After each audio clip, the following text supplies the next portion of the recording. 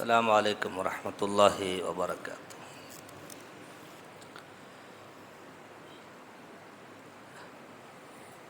الحمد للہ رب العالمین والصلاة والسلام علی اشرف الانبیاء والمرسلین نبینا محمد وعلی آلہ وصحبہ اجمعین وبعد۔ اعوذ باللہ من الشیطان الرجیم وذکر فإن الذکریٰ تنفع المؤمنین۔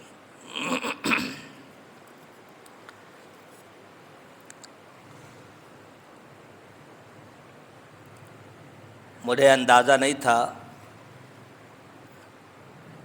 کہ مجھے یہاں درس دینا ہوگا یا نصیحت کرنا ہوگی۔ ہماری جو نشست ہوتی ہے وہ سوال و جواب کی ہوتی ہے ہر مہینے۔ بہر کیف کوئی حرج نہیں ہے، البتہ ایک دو سوالات ہیں، ہم پہلے اس کو دیکھ لیں۔ ہمارے ہر سال یہ بحث ہوتی ہے کہ صدقۃ الفطر فطرانہ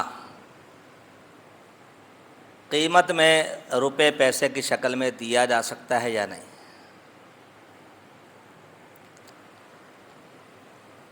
علماء کی دونوں رائے موجود ہیں، کچھ کہتے ہیں دیا جا سکتا ہے، کچھ کہتے ہیں نہیں جی، حدیث میں اجناس کا ذکر ہے۔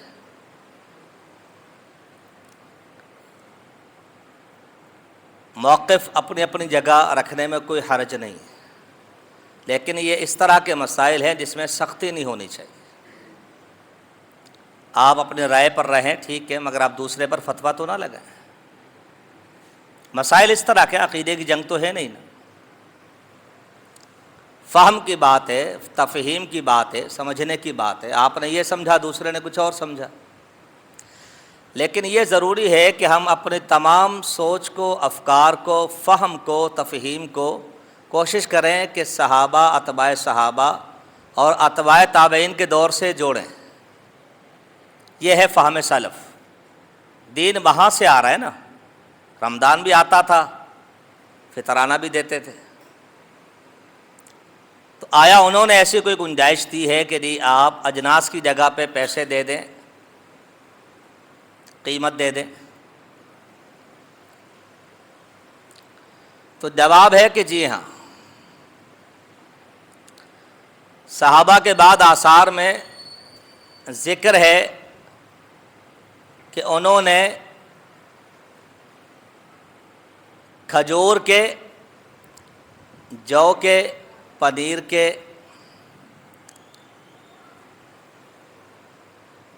اور بھی جو اجناس ذکر ہوئی حدیث میں، اس میں ذکر تھا 1 سا یعنی 2.5 کلو۔ عام طور پہ جو ترجمہ کیا جاتا ہے 2.5 کلو۔ گندم اس دور میں شارٹ ہوا کرتی تھی، جو سے گزارا کرتے تھے، اور بطور طعام کے کھجوریں کھا لیتے تھے،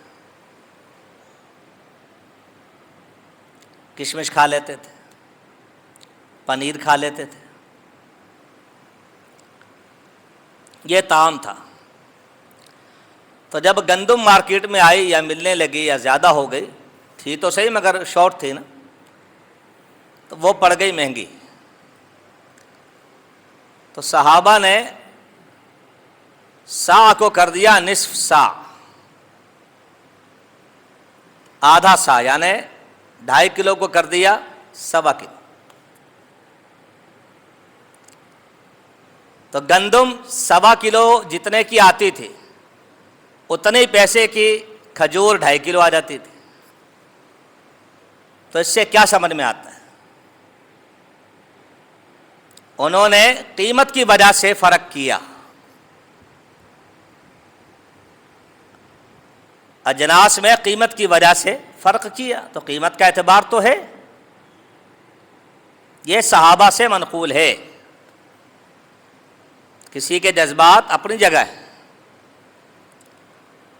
خلیفہ راشد عمر بن عبدالعزیز رحمۃ اللہ علیہ، آپ سے بھی نقد اور قیمت لینا منقول ہے۔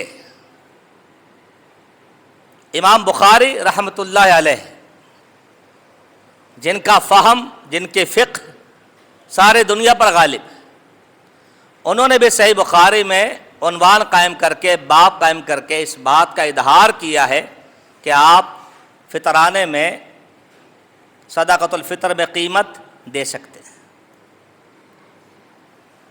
امام ابو حنیفہ رحمۃ اللہ علیہ کا موقف بھی یہی۔ اب بتائیے کہ اس کے بعد بھی اتنی سخت بحث ہونی چاہیے جتنی ہمارے یہاں ہوتی ہے۔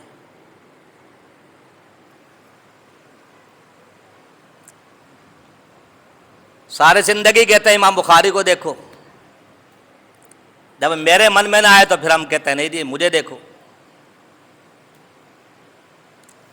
تو نقد قیمت دی جا سکتی ہے، اس میں سختی نہیں ہے، اور آج اسی میں سہولت ہے۔ آج آپ کا طعام کھجور نہیں ہے، آج ہمارا طعام جو ہے کھجور نہیں ہے، پنیر نہیں ہے، کشمش نہیں ہے، اور جو بھی نہیں ہے۔ تو لہذا اس موقع میں اتنی سختی نہ ہو کہ بس آپ فتوی لگا دیں۔ اور میں نے ایک اچھے عالم دین کا کسی نے مجھے کلپ بھیجا، انہوں نے اس بات پر اصرار کیا، تکرار کی کہ جی میں نے تو آپ کو حدیث سنا دی، یعنی وہ یہ کہنا چاہ رہے ہیں کہ میں جو کہتا ہوں وہ تو حدیث میں، آپ کے پاس کیا ہے؟ اچھا، اگر ایک شخص آج کے دور میں پسٹل سے لڑتا ہے، کلاشنکوف سے لڑتا ہے، بموں سے لڑتا ہے، جنگ ایسے ہی ہوتی ہے نا، اب کوئی اٹھ کر کہے کہ جی میں نے تو آپ کو حدیث سنا دی، تلوار کا ذکر ہے، ہاں جی، اس مسکین کو آپ کیا کہیں گے؟ یہ اتنا سیدھا نہیں ہوتا، اتنا بن جاتا ہے۔ تو بلا وجہ لوگوں کو الجھانے والی بات ہے کہ جی میں نے تو آپ کو حدیث سنا دی۔ بھائی حدیث میں تو تلوار کا ذکر ہے، نیزے کا ذکر ہے، برسی کا ذکر ہے، تیر کا ذکر ہے، تو کیا پسٹل لے کے گھومتا رہتا ہے؟ تو یہ ہے ظاہریت۔ جیسے رافضیت کی گنجائش نہیں ہے نا، ویسے ظاہریت کی گنجائش بھی اسلام میں نہیں ہے، یہ گمراہی ہے کہ جی میں نے تو آپ کو حدیث سنا دی۔ حدیث کا مطلب کیا ہے، مفہوم کیا ہے؟ جہاں سے وہ حدیث چلی اس دور سے دیکھتے ہوئے آئے نا اس کو آپ، اور وہ میں نے آپ کو بتا دیا کہ قیمت دینے کا سلسلہ یا قیمت کو دیکھنے کا سلسلہ صحابہ کے ادوار سے مل جاتا ہے۔ لہذا آج اگر کوئی 350 400 روپے قیمت رکھی ہوئی ہے یا اس سے بڑھ کر دینا چاہتا ہے فطرانے میں تو دے سکتا ہے، کوئی شرعی طور پہ قباحت نہیں ہونی چاہیے۔ اس کی ایک مثال اور ہے جو شیخ عبد المنان نورپوری رحمہ اللہ نے بیان کی، بہت بڑے شیخ گزرے اس دور کے، عالم بعمل، غفر اللہ لہ۔ انہوں نے کہا جو کہتے ہیں قیمت نہیں دینا چاہیے، ان سے پوچھیں کہ ایک شخص کو، مسکین کو، غریب کو، فقیر کو، ضرورت مند کو 10 آدمیوں نے فطرانہ دے دیا کھجور کی شکل میں، ایسا ہو جاتا ہے نا کہ آپ نے بھی دے دیا، میں نے بھی دے دیا، اس نے بھی دے دیا، ایک ہی بندے کو کھجوریں ٹکا دی سب نے۔ اب وہ 10 بندوں کی کھجوریں کتنی ہوگی؟ 2.5 کلو سے۔ اس کے بعد کمرے ہی 2 تھے، آدھا کمرہ کھجور سے بھر دیا آپ نے۔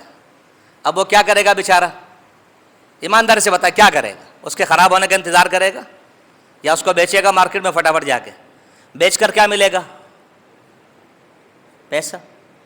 تو آپ اس کے وکیل بن کے ڈائریکٹ پیسہ کیوں نہیں دے دیتے؟ بات ختم ہو۔ تو بات ہے سمجھنے کی، تو اپنے سمجھ بوجھ کو، رائے کو دوسرے پر مسلط نہیں کرنا چاہیے۔ تو قیمت خلاصہ یہ ہوا دی جا سکتی ہے اور دی جا رہی۔ دوسرا ایک سوال اور چل رہا ہے، ہمارے اصل میں کچھ ایسے گروپ ہیں جو عالمی سطح کے ہیں، تو بہت ساری باتیں سامنے آتی ہیں دنیا میں چل کیا رہا ہے، یہ براہ راست بھی کچھ لوگ پوچھ لیتے ہیں۔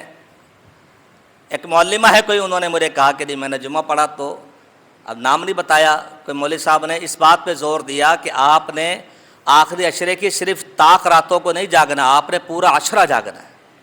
بھائی ٹھیک ہے، حرج کوئی نہیں، نبی علیہ السلام آخری عشرہ پورا ہی جاگ جاتے تھے، مگر انہوں نے زور اس بات پہ دیا کہ اس لیے جاگنا ہے کہ ہو سکتا ہے کہ جس کو آپ نے 21 سمجھا، 23 سمجھا، وہ 21 نہ ہو 22 ہو۔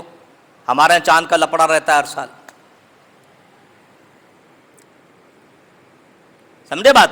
وہ کہہ رہے اس لیے ڈھاگ لے، ہو سکتا ہے جس کو آپ 23 سمجھ رہے ہیں وہ 24 نکلے، تو آپ کی شب قدر تو ہاتھ سے نہیں جائے گی۔ بھائی یہ ڈاما ڈول دین ہمارے یہاں نہیں چلتا، ہمارے یہاں یقین چلتا ہے۔ ہم پاگل نہیں ہیں ان لوگوں کی طرح جنہوں نے کہا مذہبنا ثواب یحتمل الخطا، ہم صحیح ہیں مگر ہو سکتا ہے غلط ہو، لکھا کتابوں۔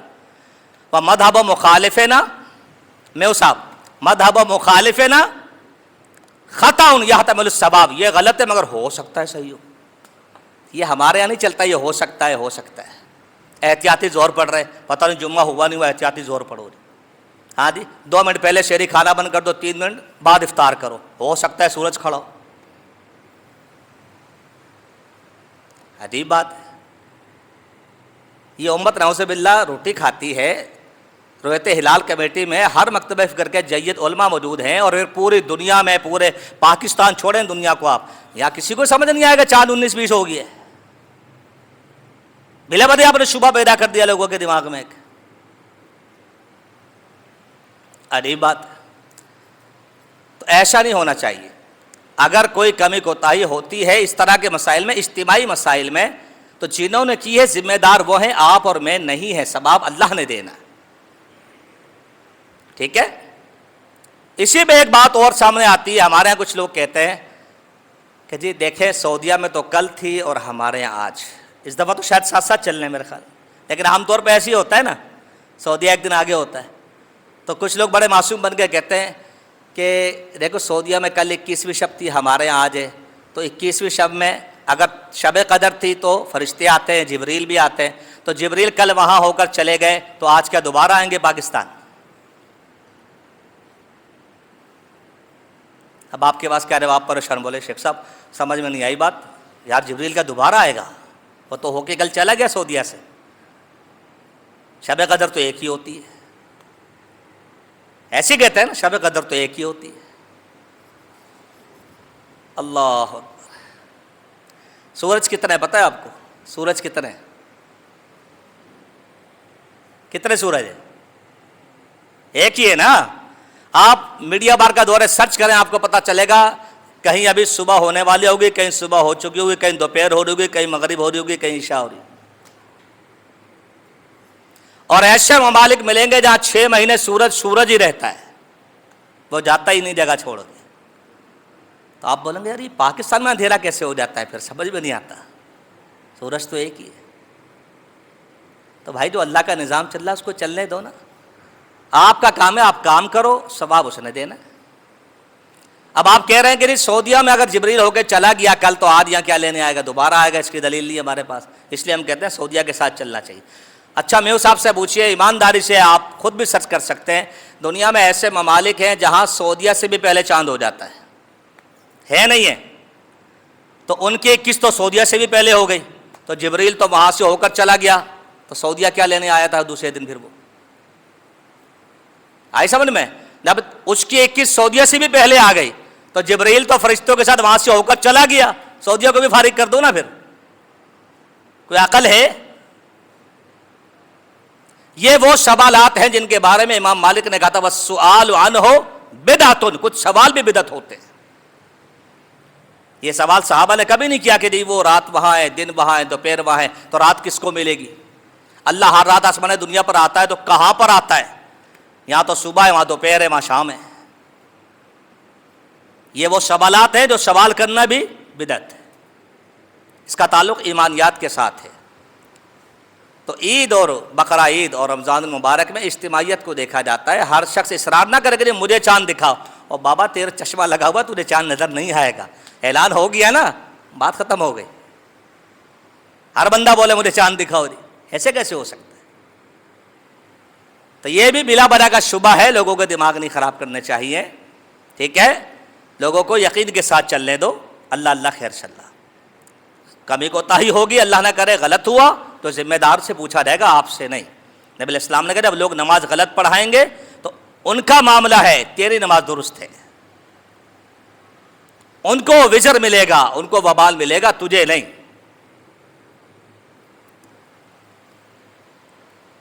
اللہ اکبر۔ ایک تیسرا اشکال ہے، بس یہ درس بھی ہو گیا، آپ کے سوالوں کے جواب بھی ہو گئے۔ وہ کیا ہے؟ ہم کہتے ہیں کہ جی آخری عشرے میں آپ نے 4 بڑے کام کرنے ہیں. آخری عشرے میں سب نے، معتکفین ہو، احباب ہو، خواتین ہو، 4 بڑے کام کرنے ہیں. کیا؟ کثرت کے ساتھ نوافل پڑھنے ہیں. پتہ نہیں یہ موقع ملے نہ ملے پھر کبھی. یہ نوافل بڑے قیمتی ہوتے ہیں، یہ نوافل بڑے قیمتی ہوتے ہیں. دوسرا، کثرت کے ساتھ قرآن کی تلاوت کرنی ہے، خاص طور سے رات میں کرنی ہے. یہ رات میں اترا ہے، رات کی تلاوت کو کل میدان حشر میں بطور حجت کے پیش کرے گا. اے رب انی منعت النوم باللیل، میں نے اس کو رات کو سونے نہیں دیا. تو رات کو پڑھنا بہت ضروری ہے. تیسرا بڑا کام ہے ذکر و اذکار کریں، اللہ کو یاد کریں. بہت بڑا وظیفہ ہے. وَلَذِكْرُ اللَّهِ اکبر، اللہ کا ذکر سب سے بڑا ہے. اور چوتھا بڑا کام یہ، آپ دعا کریں اپنے لیے، اپنے فوت شدگان کے لیے، اپنے موجودین کے لیے، اپنی معیشت کے لیے، معاشرت کے لیے، بچوں کے رشتوں کے لیے، ہاں جی، اپنے دوست احباب کے لیے، بیماری آزاری وباؤں بلاؤں کو ٹالنے کے لیے دعائیں کریں. اللہ سے نہیں مانگیں تو کس سے مانگیں گے پھر؟ تو یہ 4 بڑے کام ہم نے اس میں کرنے. تو جب ہم یہ کہتے ہیں نا کثرت سے نفل پڑھیں، تو ہمارا ایک فتویٰ چلا ہوا ہے کہ نہیں آپ 11 سے زیادہ نہیں پڑھ سکتے. کیوں بھائی؟ بولا بخاری میں حدیث ہے، سیدہ عائشہ فرماتی ہیں ما کان یزید فی رمضان ولا فی غیر علی 11 رکعت. ٹھیک ہے،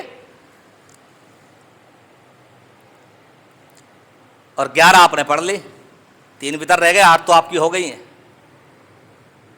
ٹھیک ہے نا جی، آپ تو 10 بجے فارغ ہو جاتے ہیں، 10:30 بجے، حد سے حد 11 بجے. اب جو رات جاگنی پھر کیا کریں؟ ہم کہتے ہیں نفل پڑھو تو لوگ کہتے ہیں نہیں جی 11 کے بعد تو ہے ہی نہیں. اچھا ایمانداری سے بتائیں، شیخ سے پوچھیں، ہماری جو بحث ہے دوسروں سے وہ 11 کی 8 کی ہے؟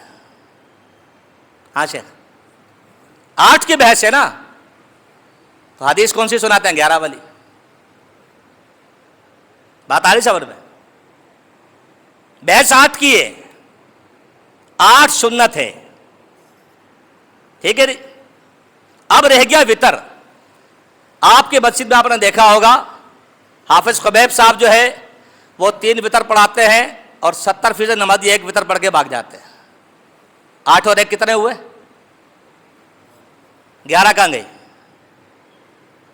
1 وطر پڑھنا جائز ہے ناجائز ہے؟ بخاری میں ہے، مسلم میں ہے، جائز ہے.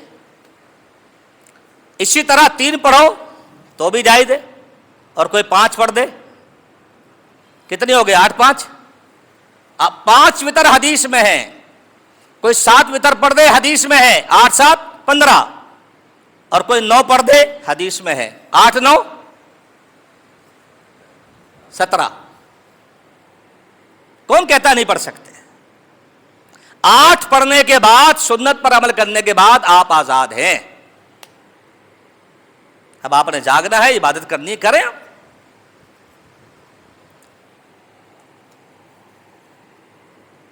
سمجھ میں نہیں آئی؟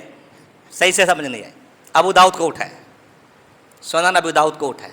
سیدنا طلق ابن علی رضی اللہ تعالیٰ عنہ صحابی ہے، یہ اپنے ایک دوست کے یہاں چلے گئے دوسرے محلے میں. ہاں جی، انہوں نے وہاں مغرب پڑھائی، افطار کیا، مغرب پڑھائی، افطار کیا، مغرب پڑھائی، عشاء کا ٹائم ہو گیا، عشاء پڑھائی، تراویح پڑھائی، وطر پڑھائے. صحابہ کتنی پڑھتے تھے؟ وہی 11 والی بات آ گئی، 8 اور 3 11. سب کچھ پڑھا کے رات کو آ گئے اپنے علاقے میں. اپنے علاقے میں آئے تو لوگوں نے کہا جی حضرت ہمیں بھی پڑھا دیں. انہوں نے دوبارہ ان کو تراویح پڑھا دی. جب وطر کی باری آئی تو ایک دوسرے کو کہا جی آپ وطر پڑھا دو، میں وطر پڑھ کے آیا ہوں. ایک رات میں 2 وطر نہیں ہوتے، مگر تراویح پڑھا دی. پڑھنے والا بھی صحابی، پڑھانے والے بھی صحابی. انہوں نے تو نہیں کہا کہ یار یہ کیا کر رہے ہو تم. کتنے ہو گئے؟ 11 پڑھا کر آئے تھے، 8 یہاں پڑھا دی، کتنی ہو گئی؟ 19. لگائے فتویٰ. آپ صحابہ سے بڑے محدث پیدا ہو گئے، فقیہ پیدا ہو گئے. تو سوچ سمجھ کے فتویٰ دینا چاہیے. دین صحابہ سے سیکھنا چاہیے، جمہور تابعین سے سیکھنا چاہیے. سلف صالحین کا ذاتی عمل یاد رکھیں، سلف صالحین کا ذاتی عمل 20 کا بھی ملے گا، 23 کا بھی ملے گا، 26 کا بھی ملے گا، 36 کا بھی ملے گا، 56 کا بھی ملے گا۔ کسی نے فتویٰ نہیں لگایا کہ تم کیا کر رہے ہو بھائی، اس کا ذاتی عمل ہے، وہ کرتا ہے۔ سنت 8 ہے، آپ نے عمل کر لیا، اس کے بعد آپ لوگوں کو عبادت کرنے دیں جیسے وہ کرنا چاہتے ہیں۔ بات آگئی سمجھ میں؟ تو کثرت سے نفل پڑھنے ہیں، کوئی فتویٰ نہیں لگانا چاہیے اس کے اوپر۔ اسی لیے حرمین میں دوبارہ قیام لیل ہوتا ہے، آپ کو پتہ ہے، رات کے آخری حصے میں۔ ڈیفینس میں بھی شروع ہوا، فتوی بازی شروع ہو گئی۔ اتفاق سے میرا پروگرام تھا وہاں، لوگوں نے مجھے کہا پرچی آئے گی آج قیام لیل کے حوالے سے کہ یہ جائز ہے ناجائز ہے۔ میں نے یہ سارے دلائل ان کو بھی دے دیے اللہ کی توفیق سے۔ تو بھائی یہ جائز ہے، کوئی انفرادی پڑھنا چاہتا ہے، کوئی جماعت سے پڑھنا چاہتا ہے، پڑھ لے، ٹھیک ہے۔ 8 مسنون ہے، آپ نے عمل کر لیا، اس کے بعد آپ آزاد ہیں۔ آپ 2 پڑھنا چاہتے ہیں، 4 پڑھنا چاہتے ہیں، آپ مل کے جماعت کرانا چاہتے ہیں رات کے آخری حصے میں، کوئی حرج نہیں، ٹھیک ہے۔ تو سارے ادلہ کو دیکھنا چاہیے۔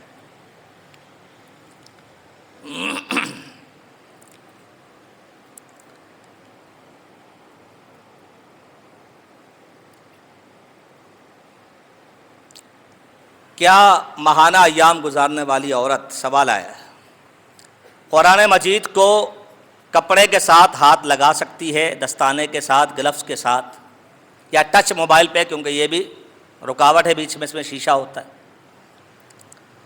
تو جواب ہے کہ جی ہاں۔ ویسے اگر ہم یہ کہہ دیں نا کہ ڈائریکٹ ہاتھ لگا لے تو بھی گنجائش تو ہے، مگر ہم دیتے نہیں ہیں کیونکہ بے ادبی کا خدشہ ہوتا ہے۔ یہ بات سمجھ لیں اچھی طرح، پڑھے لکھے اس لیے آپ کو کھل کے بتا رہا ہوں۔ عورت ماہانہ ایام میں اگر قرآن کو ڈائریکٹ بھی ہاتھ لگا لے تو کوئی مسئلہ نہیں ہے، مگر علماء اجازت نہیں دیتے کیوں؟ بے ادبی کا خطرہ ہوتا ہے۔ باقی رہ گیا کپڑے کے ساتھ لگانا، یا بیچ میں کوئی رکاوٹ ہو دستانے کی طرح، یا موبائل کا بیچ میں شیشہ ہو، اس کی دلیل کیا ہے؟ اس پہ لکھا دلیل دے دیں۔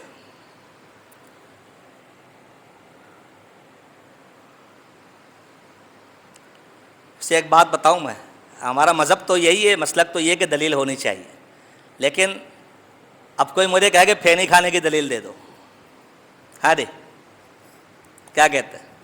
کھجلا کھانے کی دلیل دے دو، کیا کہتے ہیں آپ؟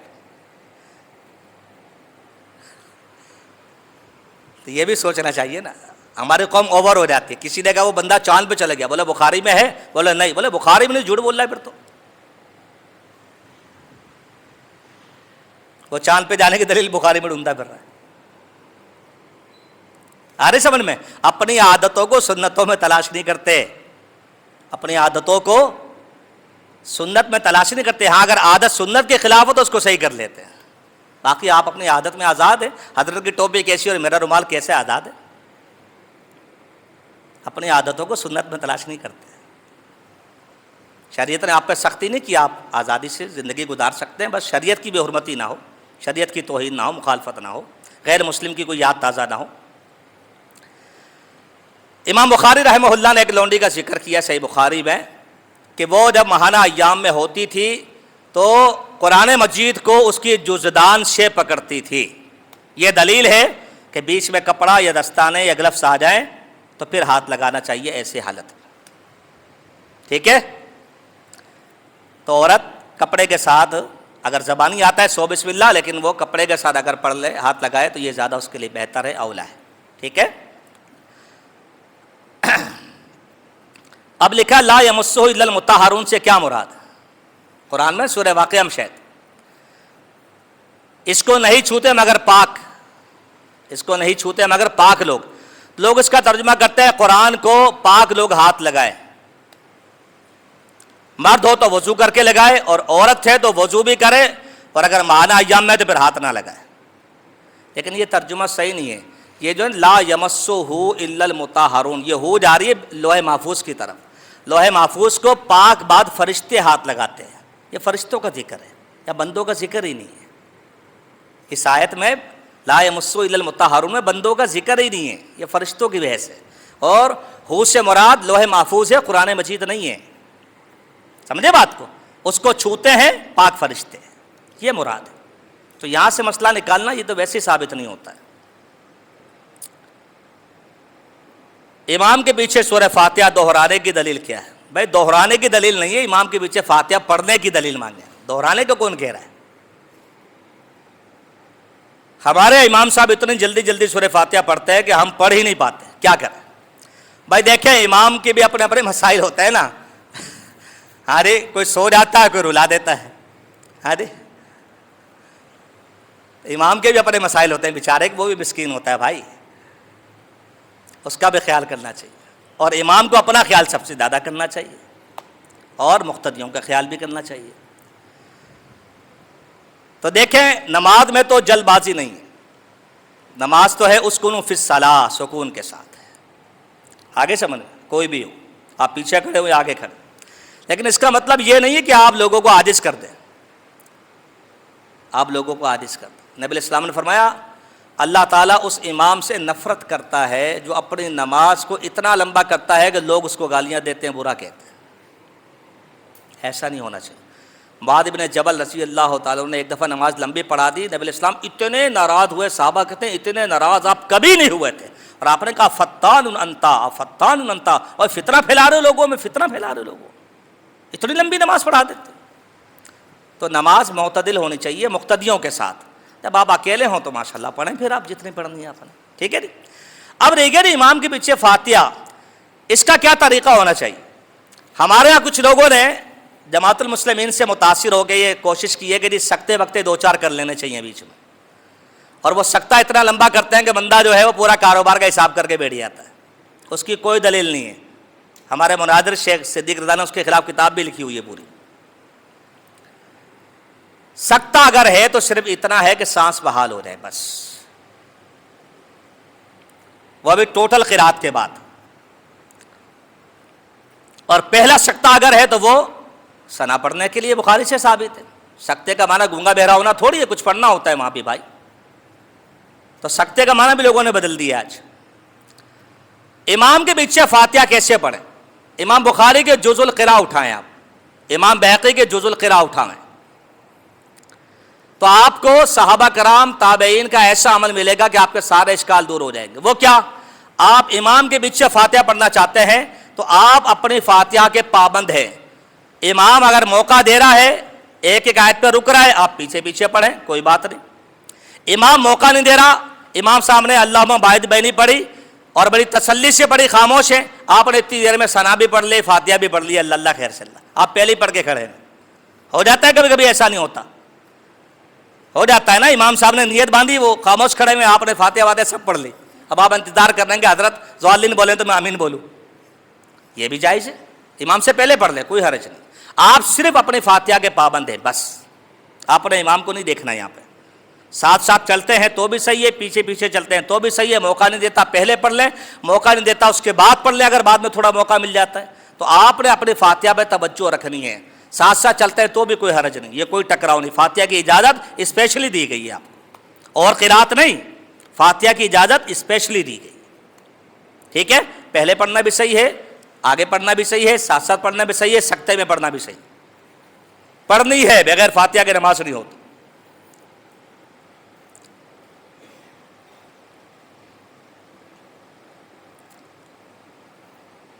مسلم کی حدیث ہے، وہ بھی بتا دوں، اصل میں اشکال پورا دور ہونا چاہیے۔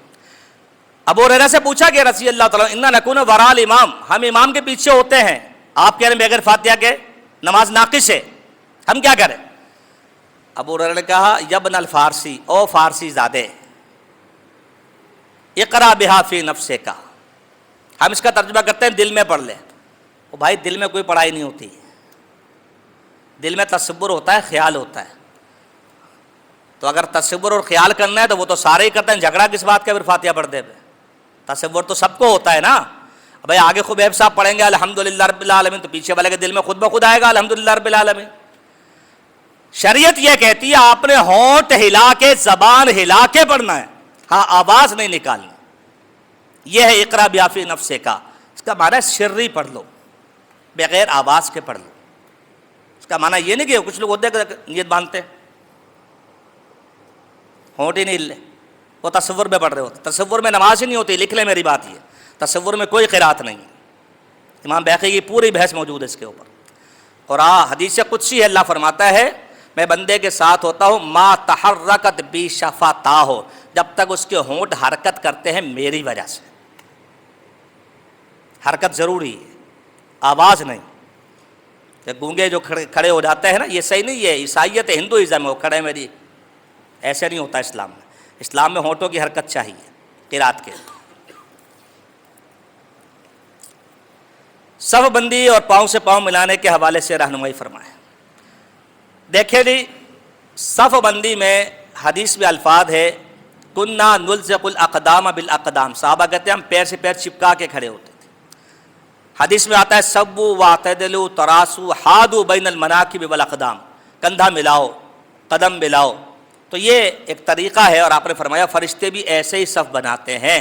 یہ صفوں کو صحیح کرنا، درست کرنا، بیچ میں خلال نہ چھوڑنا، قدم سے قدم اور کندھے سے کندھا، یہ فرشتے بھی ایسے ہی کرتے ہیں، تم نے بھی ایسے ہی کرنا ہے، ورنہ شیطان رخنا اندازی کرتا ہے اور آپس میں دلوں میں فرق آ جاتا ہے۔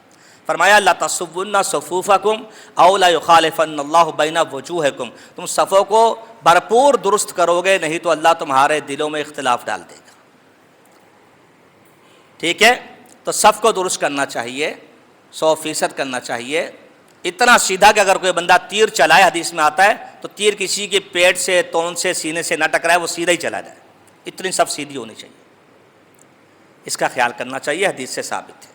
ٹھیک ہے، بخاری اٹھا لیں، مسلم اٹھا لیں، الگ سے کتابیں لکھی گئی ہیں باقاعدہ اس کے اوپر۔ جی ہاں، تلزم جماعت المسلمین و امامہم، ہاں جی،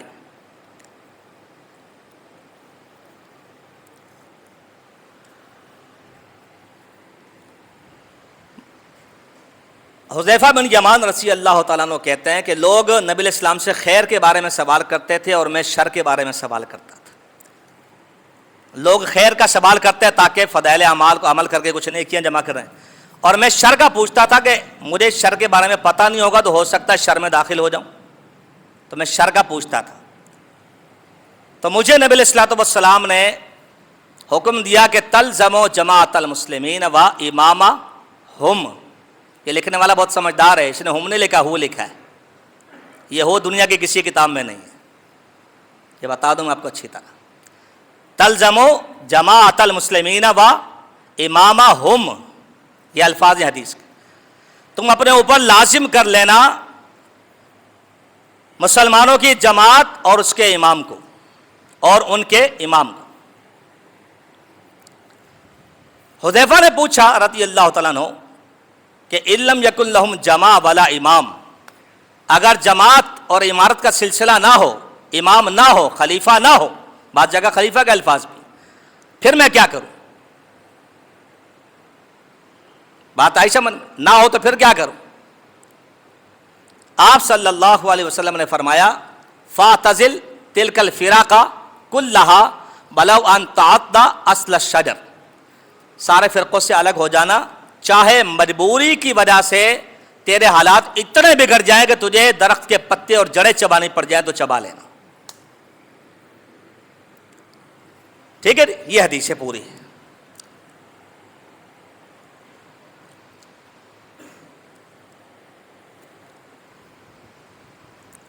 اب جنہوں نے ایک جماعت بنائی اس کا نام رکھا جماعت المسلمین، ٹھیک ہے، یہ بنی تھی 1385 میں، 1385۔ پھر پتہ چلا کہ ہم سے غلطی ہو گئی، 10 سال توبہ کی، 10 سال، سب حوالے ہمارے پاس ہے، ٹینشن نہیں لیں ہم، 10 سال توبہ کی، بولو جی غلطی ہو گئی۔ 1395 میں پھر سمجھ میں آیا کہ نہیں جی غلطی نہیں، ہم صحیح تھے، پھر دوبارہ بنائی، نام کیا رکھا؟ جماعت المسلمین، ٹھیک ہے۔ لوگوں نے کہا بھائی یہ کیا ہے؟ بولا حدیث میں، الفاظ وہاں سے لیے اور جماعت اپنی بنا لی، سمجھ رہے بات کو؟ الفاظ کہاں سے لیے؟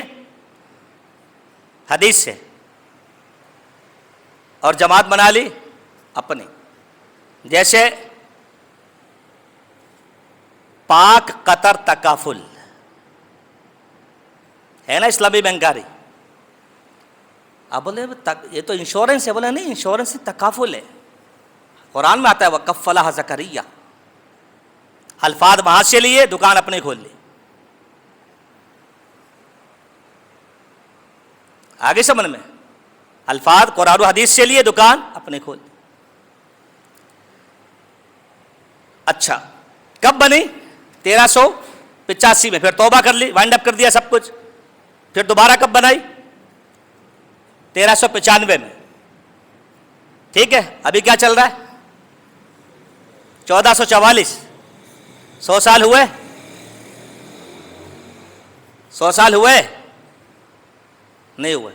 لم سم 40-45 50 کر لو. ٹھیک ہے نا؟ تو اس کا مطلب کیا ہوا؟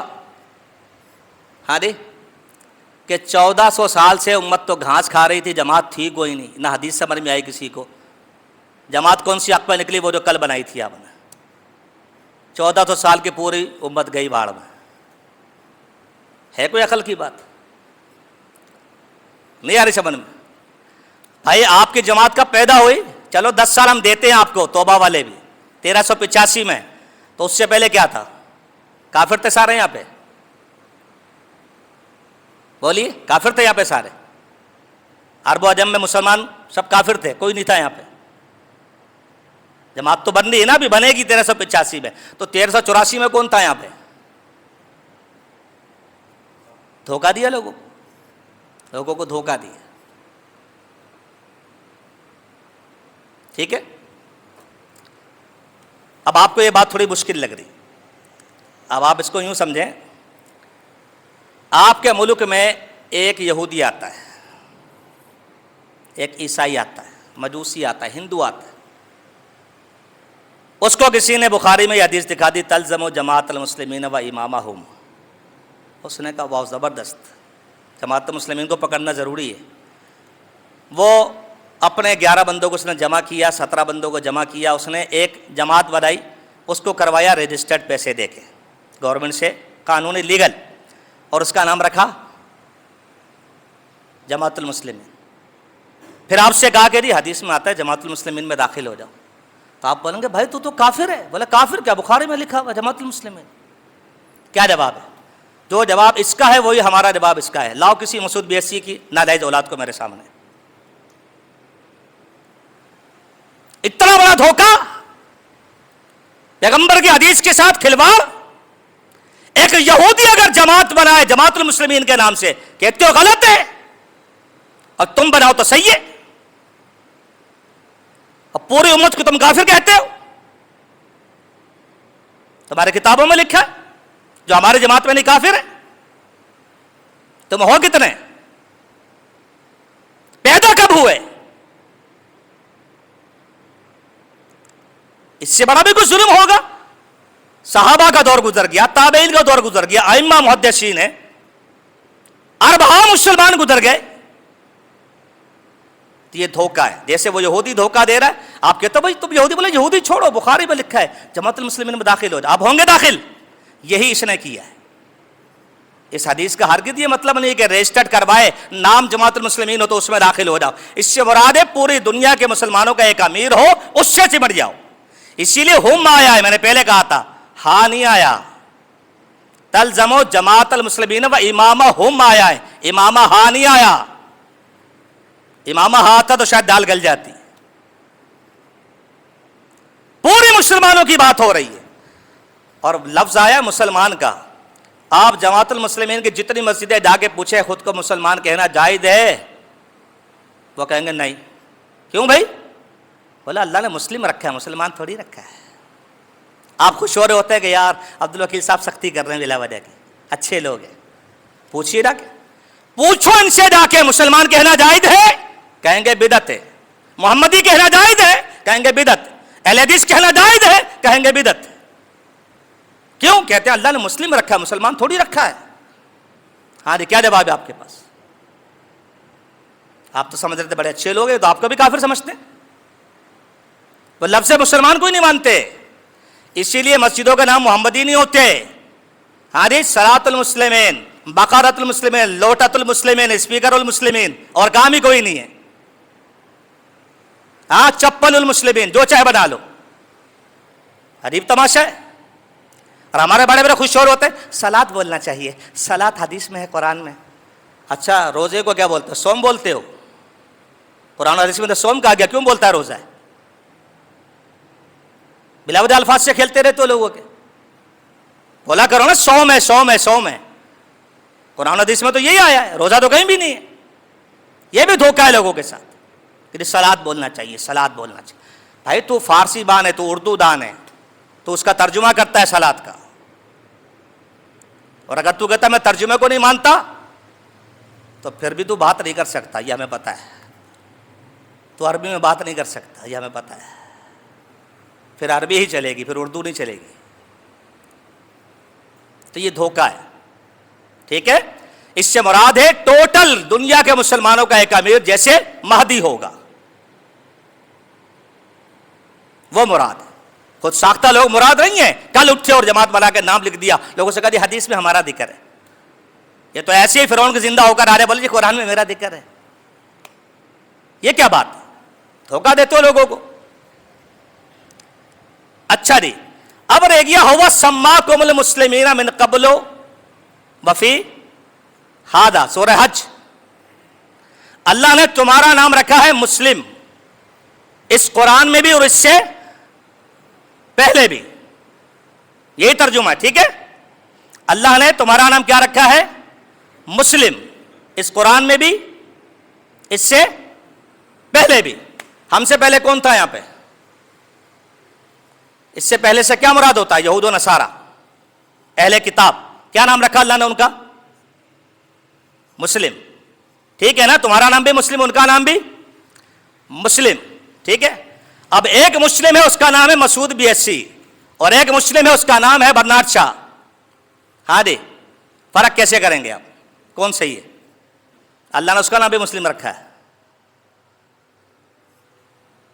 यहूदी का नाम भी मुस्लिम है, फर्क कैसे करेंगे? और ये नाम अल्लाह ने रखा है, तुम हटा भी नहीं सकते। ईसाई का नाम भी अल्लाह ने, नसारा का नाम भी मुस्लिम रखा है, फर्क कैसे करेंगे आप? ये भी मुस्लिम है, वो भी मुस्लिम है, कुरान की रूह से, तो फर्क कैसे करेंगे? बताइए ना, फर्क कैसे करेंगे? कैसे पता चलेगा ये गलत है मैं सही हूं? अकीदा देखेंगे, मनहज देखेंगे, अमल देखेंगे, यही है ना। दलाइल देखेंगे ना, या नामों से खेलेंगे आप? ठीक है। तो ये नाम मुस्लिम उनका भी था, तुम्हारा कोई कमाल की बात नहीं है। हाँ जी, आप बुरा नहीं माने, मैं आपको मिसाल देता हूं, ये बात थोड़ी आपको गाढ़ी लग रही है। देखें, देवबंद एक इलाका है इंडिया में, जगह का नाम है, बरेली एक इलाका है। आपके पाकिस्तान में पेशावर है, पंजाब है, बलोचिस्तान है, ठीक है ना। अब जो बलोचिस्तान में रहता है, चाहे वो नस्ली तौर पर उर्दू बोलता हो, हाँ जी, उसके साथ बलोची लगा होता है, ऐसी है ना। तो इसी तरह इलाका देवबंद में और बरेली में जितने हिंदू रहते हैं, वो अपने नाम के साथ बरेलवी लिखते हैं। फर्क कैसे करते हैं?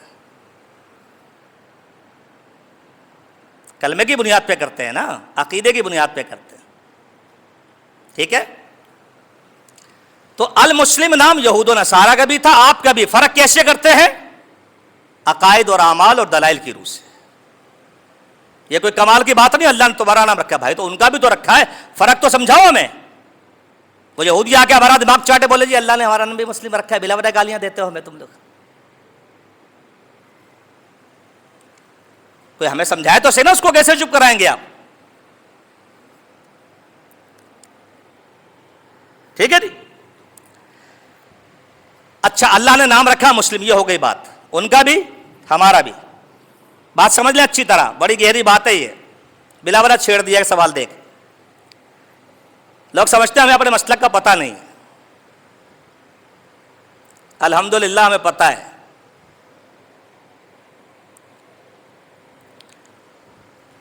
उनका नाम भी मुस्लिम है, हमारा भी, ठीक है। अब जिनका नाम अल्लाह ने मुस्लिम रखा, उनको अल्लाह ने क्या दूसरे नाम से पुकारा है या नहीं? ہاں جی، اللہ نے ان کو دوسرے نام سے پکارا ہے یا نہیں؟ اگر آپ کہتے ہیں ہاں پکارا ہے، تو جب اللہ پکار سکتا ہے تو میں دوسرے نام سے کیوں نہیں پکار سکتا؟ یہ دلیل ہے دوسرا نام رکھنے کی۔ آ رہی سمجھ میں نہیں آ رہی؟ نہیں، دوسرا نام تو رکھ ہی نہیں سکتے، دلیل ہی نہیں۔ جن کا نام اللہ نے مسلم رکھا، اللہ نے ان کو دوسرے نام سے پکارا ہے یا نہیں؟ پکارا ہے۔ اگر اللہ نے پکارا ہے تو ثابت ہو گیا دوسرا نام رکھا جا سکتا ہے، جبھی تو میرے رب نے پکارا ہے۔ دلیل دلیل اللہ نے نام رکھا مسلم، یہ ہو گئی نا بات۔ قرآن میں اللہ نے نہیں کہا یا ایھا الذین ہادو، اے یہودیو، ہے نہیں ہے؟ کیوں پکارا دوسرے نام سے؟ قالوا انا نصارا، کچھ لوگ نے خود کو نصارا کہتے ہیں۔ کبھی کہا یا اہل الکتاب، او اہل کتاب، یہ دوسرا نام ہے نا، اور کیا ہے؟ جب مسلم رکھ دیا تو اسی سے پکارنا تھا نا۔ کبھی اللہ یہودی کہتا ہے، کبھی نصارا کہتا ہے، اور کبھی اہل کتاب کہتا ہے۔ تو اللہ خود بتانا چاہ رہا ہے کہ پہچان کے لیے نام چینج کیا جا سکتا ہے، اصل تو وہی ہے، لیکن پہچان کے لیے۔ بھائی دیکھو نا، ہم کون ہیں؟ بنو آدم۔ قرآن میں جگہ جگہ یا بنی آدم، اے آدم کے بیٹے۔ ہاں جی، اب میں بھائی عبداللہ سے بولوں آپ کون ہیں؟ بولے جی میں بنو آدم ہوں۔ تو بھائی میں کون ہوں؟ میں کون ہوں؟ بنی آدم۔ یہ کون ہے شیخ صاحب؟ بولے بنی آدم۔ تو بھائی پہچان کیسی ہوگی پھر؟ پہچان کیسے ہوگی؟ نام سے ہوتی نہیں ہوتی ہے۔ تو یہ پہچان کے نام ہے، اہل حدیث ہو یا اہل سنہ ہو، یہ پہچان کے نام ہے، اصل نہیں ہے۔ اصل تو وہی ہے، مگر پہچان کرنی پڑے گی، آپ کو فرق کرنا پڑے گا، تاکہ ایسا نہ ہو کہ مسلم کا لیبل تو یہودی کو بھی لگا، عیسائی کو بھی، آپ کو بھی لگا ہوا ہے، اور وہ اللہ کے ساتھ شریک کرتا ہے اور آپ بھی اسی میں کھڑے ہوئے۔ فرق کرنا ہوگا۔ اللہ نے خود فرق کیا ہے، جس کو مسلم کہا تھا اس کو یہودی کے ہی پکارا، جس کو مسلم کہا تھا اس کو نصارہ بھی کہا گیا، جس کو مسلم کہا تھا اس کو اہل کتاب بھی کہا گیا۔ اور پھر جب ہماری باری آئی، ہمارا نام بھی مسلم تھا، مگر اللہ نے خود کہا، ہاں جی، کیا کہا؟ بس سابقون الاولون من المہاجرین والانصار۔ اللہ نے کہا تیرا نام مہاجر ہے، تیرا نام انصار ہے۔ یہ دلیل ہے کہ نام دوسرا رکھا جا سکتا، پکارا جا سکتا ہے۔ نبی الاسلام نے کہا اللہ کے بندوں کو اللہ نے جو نام رکھا اسے نام سے پکارو۔ کیا نام رکھا ہے؟ عباد اللہ، مسلمین، مومنین۔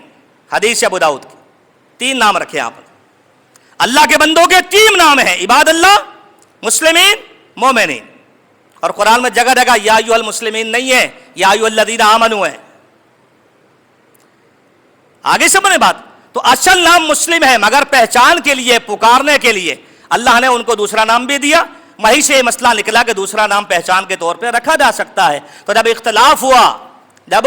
اختلاف ہوا مسلمانوں کے درمیان، مسلم کے درمیان اختلاف ہوا اللہ کے بارے میں کہ جی اللہ کو کیسے پہچاننا، اللہ کے صفات کیا ہے، تو جو لوگ سامنے آئے جو حق پر تھے ان کو کہا گیا یہ اہل السنہ ہے، یہ اہل السنہ ہے، ان کے پاس سنت ہے، حدیثیں ہیں۔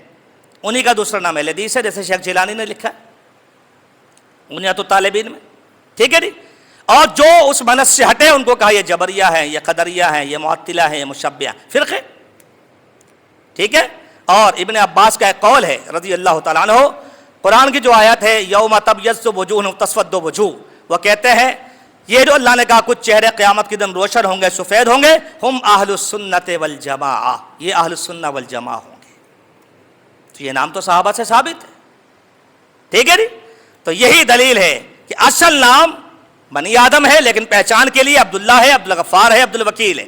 اسی طرح اصل نام مسلم ہے، پہچان کے لیے یہود ہے، نصارہ ہے، پہچان کے لیے عباد اللہ ہے، مومنین ہے، مسلمین ہے۔ آگے سمجھنے بات آپ کو؟ تو یہ دلیل ہے نام رکھنے کی، ٹھیک ہے۔ باقی اگر کسی کو شوق ہے تو یہ دور حاضر کے جو خارجی ان کو بٹھا لیں آپ کسی دن ہمارے سامنے، آپ کی تسلی کرا دیں گے۔ ہمارے علماء نے سب نے خوارج کا فتویٰ دیا، کیونکہ خوارج کی یہ بیماری تھی، خوارج کی بیماری تھی، اپنے مقابلے میں کسی کو مانتے۔ ان کا بھی یہی ہے، میں کھل کے بتا رہا ہوں، میری عادت ہے، اسی لیے بدنام ہو کراچی میں۔ جماعت المسلمین کا جو نام نہاد لیبل لگا ہوا ہے نا، اس سے متاثر نہ ہوا کریں، یہ حج نہیں کرتے، پتہ ہے آپ پوچھو کوئی ایک حاجی لیا ان کے اندر، عمرہ کرتے ہیں، کیوں؟ کہتے ہیں اس کے پیچھے نماز ہی نہیں ہوتی ہماری، تو کافر ہے، منہ سے نہیں کہتے، کتابوں میں لکھا ہے۔ ایک بندہ ممبر رسول پہ کہہ رہا ہوں حاجی دکھا دو، حج نہیں کرتے اور اپنے ٹنڈ بھی نہیں کرواتے عمرے کے بعد بھی. کیوں؟ عمرے کے بعد بھی ٹنڈ حضرت کیوں نہیں کرواتے؟ بتائیں گے نہیں آپ کو کیوں نہیں کرواتے. پتہ ہے نبی علیہ السلام نے کہا تھا سیماہم التحلیق، خارجی گنجے ہوتے ہیں، ان کو پتہ ہے سر منڈوایا اور خارجی بنے، ان کو پتہ ہے. اور خارجی کون ہے؟ جہنم کے کتے. نبی علیہ السلام نے کہا ہم کلاب النار، جہنمی لوگ چیخیں گے خارجیوں کو جہنم میں مار پڑے گی، کتے کی طرح بھونکیں گے. یہ کوئی دین ہے؟ تم نے 1400 سال کی پوری امت کو کافر قرار دے دیا. تم 50 سال پہلے جماعت بنا کے کہتے ہو یہ جماعت برحق ہے، اس میں داخل ہو جاؤ. یہ الفاظ کا کھلواڑ ہے اور کچھ بھی نہیں، دھوکہ. لہذا اس سے کبھی متاثر نہیں ہونا چاہیے. میں نے نام رکھنے کے دلائل بھی دے دیے ہیں، ان کی حقیقت بھی آپ کو سمجھا دی ہے. اور ایک بات اور کہہ دوں، یہ لوگ اللہ کو عرش پہ نہیں مانتے. یہ لوگ اللہ کو عرش پہ نہیں مانتے. یہ ہمارے والے ویسے تقوی کا عہدہ ہو جاتا ہے، جا کے نمازیں پڑھتے ہیں ان کے پیچھے کہ بڑی اچھی پڑھاتے ہیں. میرے نبی نے کہا خارجیوں کی نمازیں دیکھو گے نا تو اپنی نماز بھول جاؤ گے. میرے نبی نے کہا خارجیوں کی نماز دیکھو گے اپنی نماز، ان کا روزہ دیکھو گے اپنا روزہ بھول جاؤ گے. بولے یار روزے دار تو یہ ہے نا، پوچھئے شیخ سے، حدیث اسی طرح. اس لیے علماء نے کہا، شیخ البانی نے کہا، شیخ احمد پشاوری نے کہا، شیخ زبیلی زئی نے کہا خوارج العصر ہے، اس دور کے خارجی. لہذا بالکل متاثر نہیں ہونا چاہیے. آپ کتاب و سنت علی منہج سلف لے کر چلیں بس. اور الحمدللہ اس کے کافی وافی جوابات دیے جا چکے ہیں. شیخ صدیق رضا صاحب بھی کسی دور میں ان کے ساتھ چلتے رہے، ڈاکٹر ابو جابر صاحب حفظہ اللہ بھی اس کے ساتھ چلتے رہے، اور بالآخر اللہ نے شرح صدر فرمایا اور ان کی کتابیں آج ان کے لیے موت کا پیغام بنی ہوئی ہیں. ڈاکٹر ابو جابر کی، صدیق رضا، اور حتیٰ کہ وقار علی شاہ صاحب نے جب خروج کیا تو ان کی کتابیں بھی آج ان کے تعاقب میں لگی ہوئی ہیں، اور ان کے پاس کسی چیز کا کوئی جواب نہیں ہے. اللہ تعالیٰ مجھے کتاب و سنت علی منہج سلف کے ساتھ آپ کو مجھے استقامت نصیب فرمائے. زندگی دے تو اسی منہج پہ دے، موت دے تو اللہ تعالیٰ اسی منہج پہ دے. وما توفیقنا الا باللہ.